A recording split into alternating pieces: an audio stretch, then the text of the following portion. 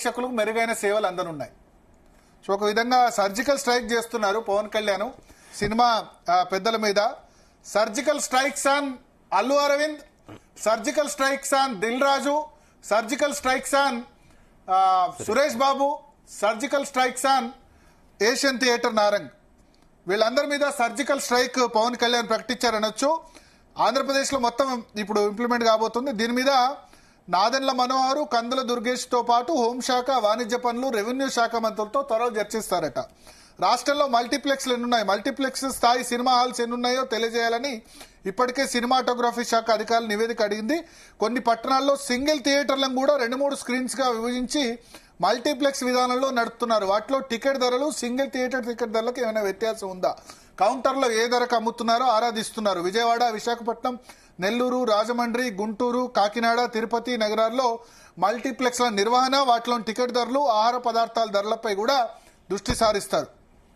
Plus నైపుణ్యాల పెంపుతోనే పరిశ్రమ అభివృద్ధి. కాంప్రహెన్సివ్ ఫీల్డ్ డెవలప్మెంట్ పాలసీ ద్వారా ఆంధ్రప్రదేశ్ రాష్ట్రంలో సినిమా రూపకల్పన నుంచి వాణిజ్యం వరకు 24 క్రాఫ్ట్స్లో నైపుణ్యాలు పెంపుదల, ఆధునాతన సాంకేతిక వినియోగంపై ప్రత్యేక దృష్టి పెట్టాలని పవన్ కళ్యాణ్ గారు యోచిస్తున్నారు. పరిశ్రమ హోదా కల్పించడంతోనే సరిపుత్తకుండా యువతలోనూ ఇప్పటికే చిత్రరంగంలో ఉన్నవారికి ఎప్పటికప్పుడు నైపుణ్యాల అభివృద్ధి కోసం శిబిరాలు, సెమినార్లు, సింపోజియం లాంటివి ఆంధ్రప్రదేశ్లో నిర్వహిస్తారు. సినిమా రంగంలో స్టూడియో నుంచి సినిమా హాల్ వరకు ఉండే విభాగాల్లో గుత్తాధిపత్యం సినిమా ఇండస్ట్రీ మొత్తం గుత్తాధిపత్యం. ఆ గుత్తాధిపత్యం కంటే ఎక్కువ మందికి అవకాశాలు కల్పిస్తూనే పెట్టుబడులు పెరిగి పరిశ్రమ అభివృద్ధి చెందుతుంది. ఈ దిశగానే పవన్ కళ్యాణ్ ఆలోచన చేశారు. కాంప్రహెన్సివ్ ఫీల్డ్ డెవలప్మెంట్ పాలసీ ద్వారా ఆంధ్రప్రదేశ్ రాష్ట్రంలో సినిమా రంగం అభివృద్ధికి బాటలు వేస్తున్నారు. ఇది అఫీషియల్గా ప్రెస్ రిలీజ్. ఒక విధంగా తెలుగు సినిమా పెద్దల మీద Pawan Kalyan surgical strike announce చేశారని చెప్పొచ్చు. ఇంత డైరెక్ట్గా ప్రెస్ రిలీజ్లో ఇష్యూ చేశారు. దానిలో అల్లు అరవింద్ కూడా స్పేర్ చేయలేదు. తన చిరంజీవి తనకు అత్యంత బంధువు అల్లు అరవింద్ పేరును కూడా మెన్షన్ చేశారు. ఒక విధంగా చాలా క్లియర్గా చెప్పారు. అయితే బ్యాక్గ్రౌండ్ నోట్ నేను చెప్తాను శివ. అసలు ఏం జరిగింది, ఈ హరిహర వీలమల్లును అడ్డుకోవడమే ఆ నలుగురు ఎజెండా. పవన్ కళ్యాణ్ కార్యాలయం చెప్తున్న దాని మేరకు నిన్నటి వరకు నడిచింది కదా, జూన్ 1 నుంచి థియేటర్స్ బంద్ చేస్తామని చెప్పి. ఈ నలుగురు పవన్ కళ్యాణ్ అభిప్రాయం ప్రకారం వీళ్ళ సినిమాలు ఉన్నప్పుడు అంతా కూడా సాఫీగా సాగుతుంది వీళ్ళకి సంబంధించి. ఎందుకంటే దిల్ రాజు అయినా, తర్వాత సురేష్ బాబుకు సంబంధించి అయినా, అల్లు అరవింద్ సినిమాలు ఉన్నా, లేకపోతే ఏషియన్ ఫిల్మ్స్ నారంగ్ వీళ్ళ సినిమాలు ఉన్నప్పుడు ఎటువంటి ఇబ్బంది ఉండదు. ఇండస్ట్రీ అంతా కూడా సవ్యంగా సాగుతుంది. వీళ్ళకు పడని వాళ్ళ సినిమాలు వచ్చేసరికి వీళ్ళు చాలా నాన్సెన్స్ క్రియేట్ చేస్తారు, ఇబ్బందులు క్రియేట్ చేస్తారని పవన్ కళ్యాణ్ అభిప్రాయపడుతున్నారు. చిత్ర పరిశ్రమల సమస్యారం కోసం అంతా కలిసికట్టుగా రావాలని పెట్టిన దాన్ని చాలా ఇబ్బంది పెట్టారు. అసలు సినిమా థియేటర్ ఎవరు నడపట్లేదు. ఇప్పుడు సినిమా థియేటర్ నిర్మించిన యజమాని నుంచి లీజుదారుడు చేతిలోకి వెళ్ళిపోయి చాలా రోజులైంది. లీజు తీసుకున్న వాళ్ళంతా కూడా ఈ నలుగురు 2 తెలుగు రాష్ట్రాల్లో సినిమా హాళ్లను గుప్పిట్లో పెట్టుకున్నారని పవన్ కళ్యాణ్ అభిప్రాయపడుతున్నారు. ఆ నలుగురే థియేటర్లు మాత్రమేనా, పంపిణీ కూడా, డిస్ట్రిబ్యూషన్ కూడా వీళ్ళ చేతిలోనే. అంటే ఒక సినిమా హిట్ కావాలన్నా, ఫ్లాప్ కావాలన్నా 2 కూడా వీళ్ళ చేతిలోనే ఉంది. సో కోట్ల రూపాయలు పెట్టిన నిర్మాత అయినా, ప్రేక్షకులకు సినిమా చూపించాలని హాలు కట్టిన ఎగ్జిబిటర్ అయినా, ఒకటి థియేటర్సు, డిస్ట్రిబ్యూషను, హాల్ కట్టిన ఎగ్జిబిటర్ అయినా ఆ నలుగురు మాట వినేలా మొత్తం నెట్వర్క్ సిద్ధం చేసుకున్నారు. సో తమ సినిమాలు ఉన్నప్పుడు తెలుగు చిత్ర పరిశ్రమలో ఏ సమస్యలు, ఏ ఇబ్బందులు లేనట్లు సాఫీగా వ్యవహారం నడిపిస్తారు. అదే వాళ్ళకి నచ్చని నిర్మాత, హీరోల చిత్రాల సినిమాలు వచ్చేసరికి ఏం చేస్తారు, ఆటంకాలు కల్పించేలా, సమస్యలు పుట్టుకొచ్చేలా చేస్తారు. ఇప్పుడు తెలుగు సినిమా పరిశ్రమలో ఇదే చర్చ నడుస్తోంది. తెలుగు సినిమా పరిశ్రమ అభివృద్ధి కోసం సూచనలు చేస్తూ సహకారం అందిస్తున్న పవన్ కళ్యాణ్ సినిమాలకు అడ్డంకులు కల్పిస్తూ చేయూతనిచ్చిన చేతిని నరికేయడానికి సిద్ధపడుతున్నారు. ఇది పవన్ కళ్యాణ్ అభిప్రాయం.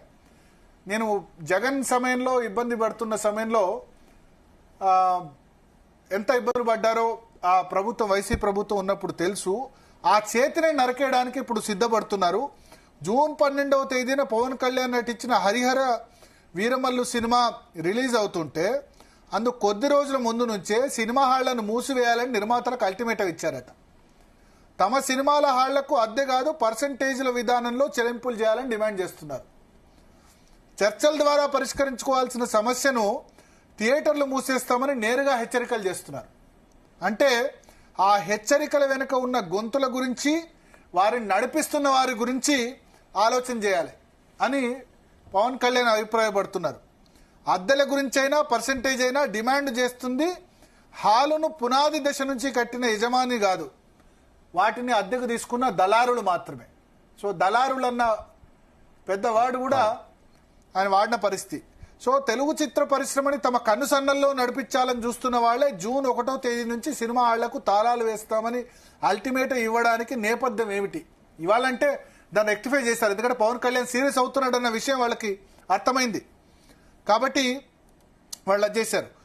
కానీ ప్రతి ఒక్కరు దీనికి నేపథ్యం ఏంటి చూడాలి. అద్దె పర్సంటేజ్ అనే డిమాండ్ ఈ రోజు నుంచి వినిపిస్తుంది కాదు, దశాబ్ద కాలం ముందు నుంచి డిమాండ్ ఉంది. కానీ గతంలో మాదిరి సినిమాలు వారాల తరబడి సిల్వర్ స్క్రీన్ మీద ఆడట్లేదు. పైరసీ బెడదతో ఎక్కువ స్క్రీన్స్లో రిలీజ్ చేస్తున్నారు, ఆ విషయం మనందరికీ తెలుసు. అయితే ఎగ్జిబిటర్లు తమ యాజమాన్యంలోని హాళ్లను లీజు ప్రాతిపదికన అద్దెకు ఆల్రెడీ ఇచ్చేశారు. ఇలా ఈ లీజుకు తీసుకున్న ఆ నలుగురు ఒక సిండికేట్లా మారి నిర్మాతల్ని శాసించడం మొదలుపెట్టారు.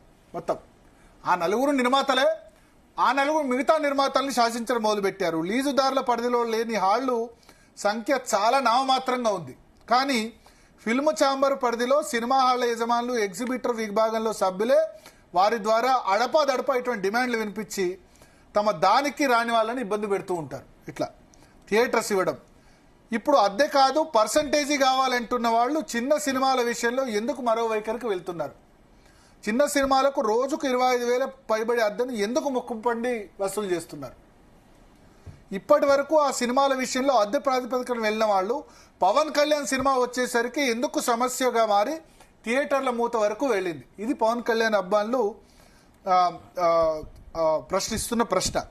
పర్సంటేజ్ సంగతి పక్కన పెడితే పాప్కార్న్ అమ్మకాలు పార్కింగ్ ఫీజుల్లో వాటా ఇస్తారా? ఇప్పుడు మనకు ట్యాక్స్ ఎక్కడొస్తుంది? ఓన్లీ టికెట్ రేట్ మీద వస్తుంది. పాప్కార్న్ అమ్మకాల మీద ఏమైనా ఇస్తున్నారా వీళ్ళు ప్రభుత్వానికి? పార్కింగ్ ఫీజులో ఏమైనా ఇస్తున్నారా? ఇవ్వట్లేదు కదా. జిఎస్టీ దాని మీద మాత్రమే ఉంది.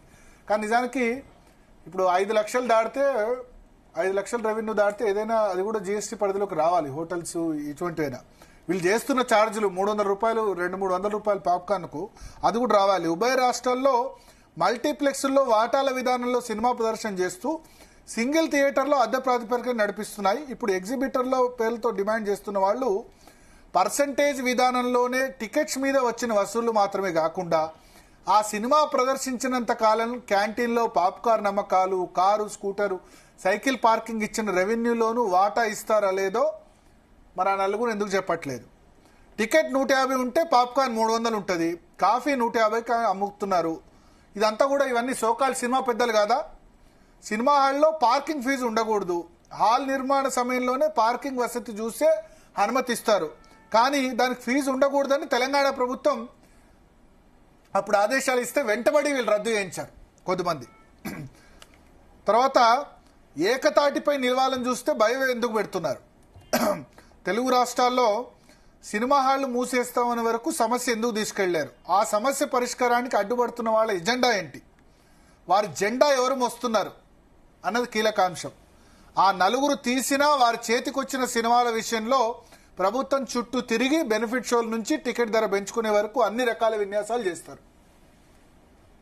అది అల్లు అరవింద్ సినిమా అయినా, దిల్ రాజు సినిమా అయినా, సురేష్ బాబు సినిమా అయినా, మిగతా వాళ్ళ సినిమా అయినా వాళ్ళు టికెట్ రేట్లు పెంచుకునేందుకు ప్రభుత్వం కోసం ఏమైనా చేస్తారు.